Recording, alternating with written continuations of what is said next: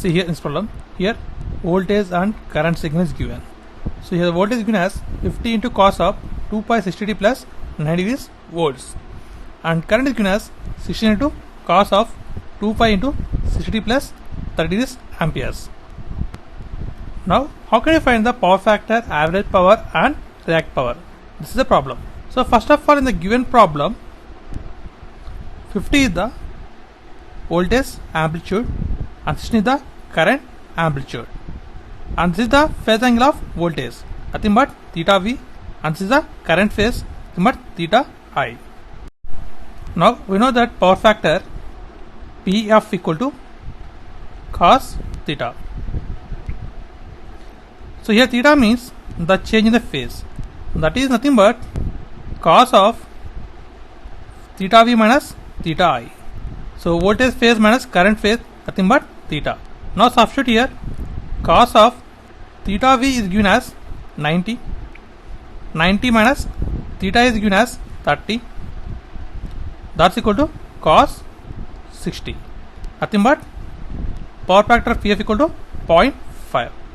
So here power factor have no units. Now we know that average power, that is P equal to Vm into Im by 2 into power factor.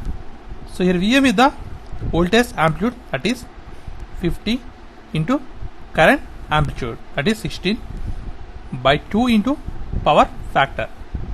Here power factor we got 0.5. So here for the average power the units are watts. So by simplifying this we will get 200 watts. So the average power for the given problem, that is P equal to 200 watts.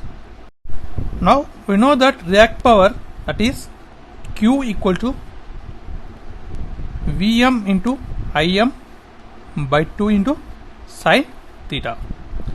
So here Vm is the voltage amplitude, that is 50 into current amplitude is 16 by 2 into sin of, here theta means theta V minus theta I, that is we got 60, that means sin 60.